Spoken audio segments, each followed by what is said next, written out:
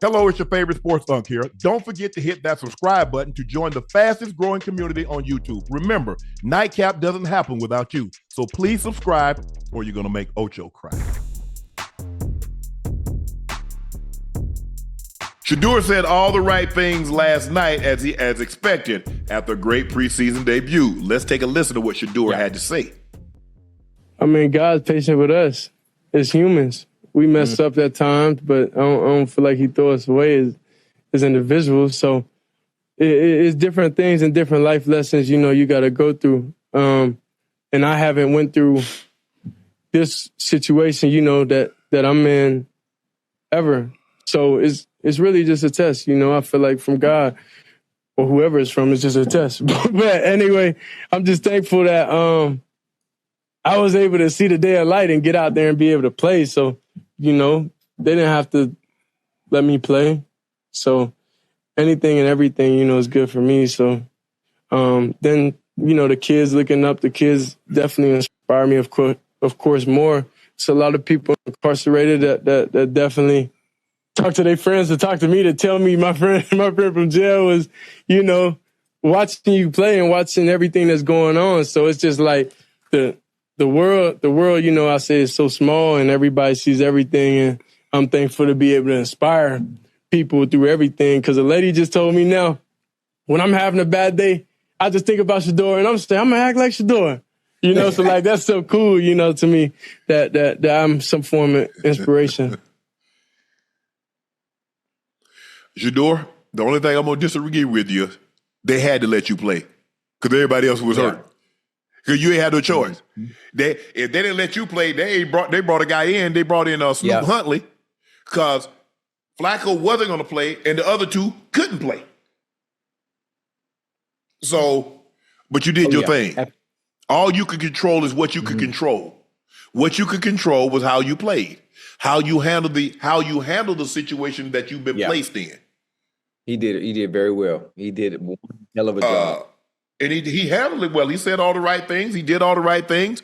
And that's control what you can control. What you can't control, don't worry about it. Control what you can control. He went through a storm, something he never. If you'd have told him a year ago he would be in this situation where he's at right now, he wouldn't have believed it. His dad wouldn't have believed it. Nobody. You or I wouldn't have believed it. Absolutely not. Based on. But you're here. Now, forget how I got here. How are you going to get out of here? Yeah. Because a lot of times, we spend a lot of time, Ocho man, how we got into the situation. You're in the situation now. How you going to get out of it? Yeah. And I think he's done a great job. Look, I'm sure he talks to his dad. Even though his dad is not there, he still talks to his dad daily. Dad gives him great advice. He doesn't put any more on us than we can handle. Absolutely not. And sometimes the situation they put you in, they're not advantageous for you. It's not the best situation for you because you got people in the situation you in that don't even believe in you. And that's when it hurt worse. Most of the time, if you hear someone, I'm a part of your organization, and you say, well, hell, I ain't want you though. That's meant to break you. That's meant to break you. You can't break what you didn't build. You can't break what you didn't create. Come on now. But everybody's not built like that mentally. You're right. True. In this era, in this era of sensitivity and, he said this about me. And no, everybody's not built for that. That's meant to break you. And if they break you mentally, it affects what you do in between the lines on the green grass. But that's neither here nor there. He played well. The small sample size we got to see of Brother Sanders, 12 look good. He looked good. You're right, Ocho. You're right. Sometimes when things are not going your way and you feeling down, man, it's hard to stay positive. And I think the best thing for him is that he has a dad that's really positive. He sees the positivity in everything, even when there's all negativity. He'll find something positive. He'll find something good to say. Thanos. Ask Ocho what he want.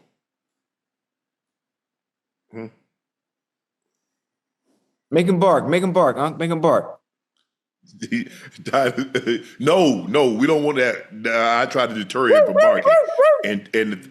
And the thing is, I put Titus up. Titus is asleep, so I ain't got to worry about Titus coming here and him growling and going crazy. Hey, that's a good combination, boy.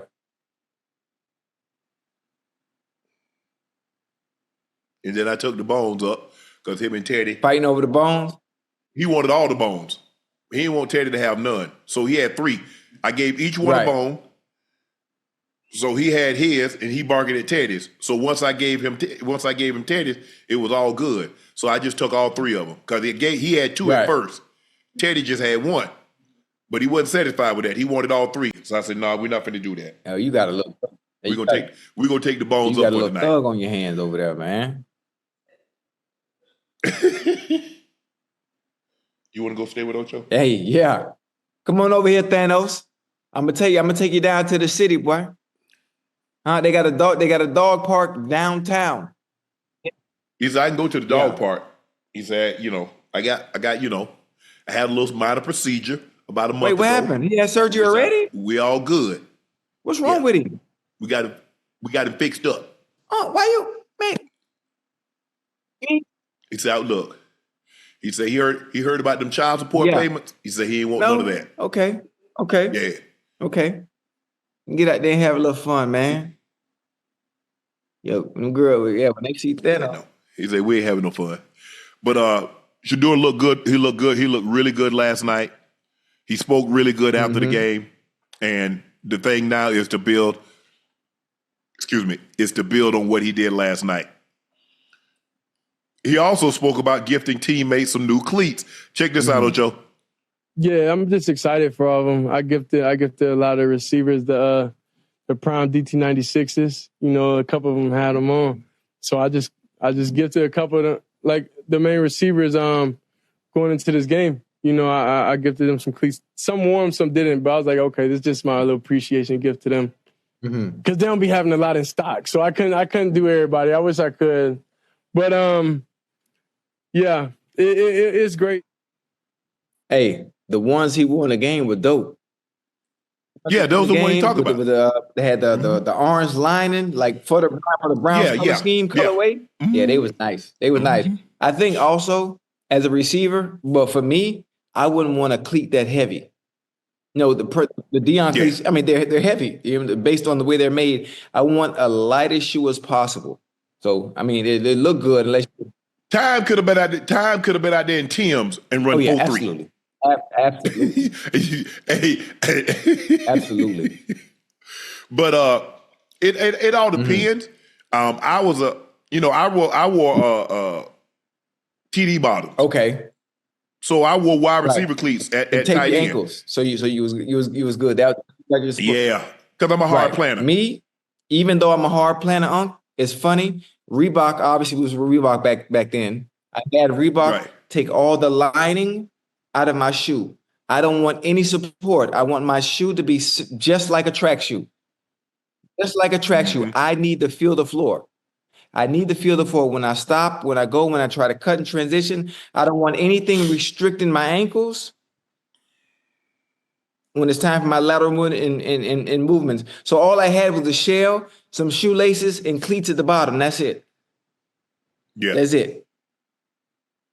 But you always wore molded bottom. You wore a tempo bottom. Yeah, you didn't wear 7 studs. I had to have a choice but to wear 7 studs. When we played at Heinz Field, I think they let the field be messed up like that on purpose.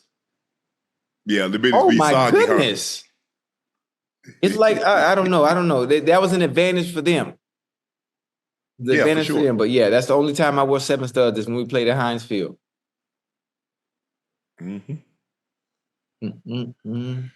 There's a video that's been making its way around courtesy of Bucky. It's him confronting Browns reporter Tony Grossi for not having anything positive to say. Ocho, let's take a look at this video. Tony, I be hoping you be. Hold on. Tony, I be hoping you got something positive to say about me. You always say negative stuff about me, and I'm like, I ain't do nothing to you. I ain't seen nothing positive that you ever said. I just so positive every day. Come on, Tony. What I do? What I do to you, Tony? Hey, that's dope, Unc. I like it. I like it because most of the time, those interactions like that, that's not how they go when it comes to players. Most of the time, when it comes to a beat reporter that's been established for that long as a Cleveland beat reporter, you know, when it comes to saying something negative, most of the time, the player challenges him in that manner because you've never said anything positive. And I could just imagine, I haven't read any of the articles, and I could just imagine if the rest of the world has been somewhat negative towards Shedeur, I could imagine what the person that's in-house that sees him every day writes. So the fact that they were able to do it with a smile, with class, with grace, and understanding, well, goddamn, do you have anything nice to say? Because everything I've seen so far has been negative. I did nothing to you. But obviously, the dude had the job to do. You understand how to get the views. You have to understand negativity, it would create traction, clickbait. How can I get people to read what I'm writing? Well, you talk negative about the biggest thing going on right now in Cleveland outside of LeBron James when he was there. Right now, it's Shadur Sanders. Robert Littell, Black Sports Online. Grossi has been like this for 30 years. Baker couldn't handle it. I guess he's saying Baker could not have handled it. Shedeur disarmed him in 60 seconds and changed his energy. That's a gift not all people have for negative people. Hey, listen, they'll smile in your face. They'll smile in your face, obviously. At that point and in that moment, with Shedeur greeting him the way he did, with class, with grace. But goddamn, are you going to say anything? I'm just waiting on you to say something nice. Something. Yeah. So the guy has what can you say? Especially after that performance. Yeah. What can you say? And I know people are going to say, oh, it's the preseason. Oh, it's a small sample size. Let's see what he does in the regular season. I mean, this is all we have to go off. So we're talking about what we saw in that specific case in that moment. I'm curious to what he wrote today because I'm sure he has something to say today. Look, I think it's different for a quarterback because, you know, the eyes are all on you. But I really never had no problem. I was a 7th round draft pick. I wasn't supposed to be ish anyway. So anything that I gave him 20 catches, that was good. But as I got, you know, I had never had a problem with Mark Kisler, never had a problem with Woody Page. I never had a problem with who else? Jim Armstrong. He was a columnist when I was there. He was with the Indy Star now. I forget his name. Schefter and I got to Denver at the same time. Adam Schefter was reported in Denver. Yeah. Boy, Schefter been at this thing for a minute, boy. Oh yeah. Who's the guy? Bob for the Indy Star. Okay. Nah, he's the columnist. He's the big guy. Huh? No. Who's the big? But he was in Denver when I was there, the first half. I hate when I can't. No. Come on, Denver, help me. I know y'all in the chat.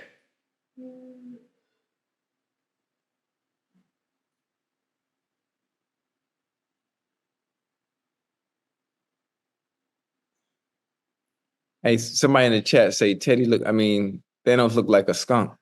His colorway. Thanos. I ain't talking.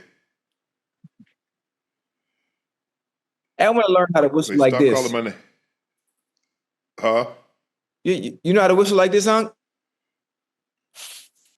No. It should be loud as hell. I want to learn how to do that. Probably too late now. Well, damn, I can't. It's too. it's a certain age limit Nah. to whistle. I mean, why you try to whistle like that now? I don't know. I'm going to a NASCAR event soon, and I want to be able to make sure I can whistle like that at the NASCAR event. I'm going to. They'll take the. Oh, yeah, I remember I told Bubba I was coming, so I'm actually coming. We got everything aligned, so I'm going down there. I got my flannel, my cutoff sleeves. I got my jorts. I'm serious. I got my jorts. I'm ready. The only problem is I don't drink. As long as they got hot dogs, and I'm gonna have my Coke with no ice, 2 hot dogs. Nice little date. With my lady friend. I know she probably watching. Man, what's that guy? Hey, I can't think of his name, man. hey, chat. I got a poem. Y'all want to hear it, or you want to wait? You want to save it for later? We're gonna save it for later. Okay. I'll think about it. All right. Yeah. Kevin Stefanski was asked what Shedeur's big game does for the depth chart for the Browns. His response was, "Yeah, we're really just focused on developing our players. We're in evaluation mode. I'm pleased where the guys are, but I'm not diving into no quarterback competition." No. You got to keep it safe. You don't have a choice but to keep it safe. You don't have a choice but to keep it safe. There's not much you can say. He's not in a position to really say anything. You can't make any evaluations based off what you saw tonight. Listen, Brother Stefanski, he doesn't even have the power to be able to give the green light on what he wants to do. He doesn't have the power to give the green light on what he wants to do. It's gonna come down to those upstairs. But I think it's gonna come to a point where certain individuals are going to play so well, they're not going to have a choice. They're not going to have a choice. But I know one thing. I can tell you this. A blind man can see that. Joe Flacco will be the starter for the foreseeable future until things aren't going well offensively for the Cleveland Browns. And I'm assuming, as I said long ago, that Shadur would be number 2. And he's been able to show that. Hopefully Kenny Pickett and Dylan Gabriel can get healthy so they should showcase themselves in the preseason games and what they can and can't do. And that's it. I'm hoping it's a good, healthy quarterback battle once they get back healthy. So you think it's going to be his job? You think he's going to be the number 2? Yeah, I said that. Yeah, I said that.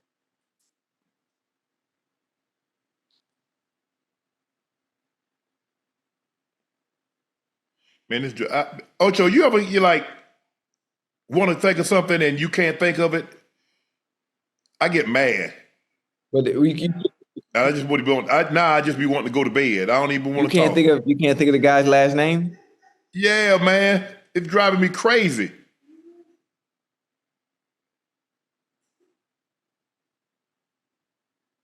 Whatever. Hey, listen. I'm gonna have to call Mike Cliss tomorrow. Man, what's that dude's name? It's gonna come to you. Ugh. Thanos, you know his name? He says, "Look, I'm not even a year old. I won't even be a year old until December. So clearly I don't know who you're talking about."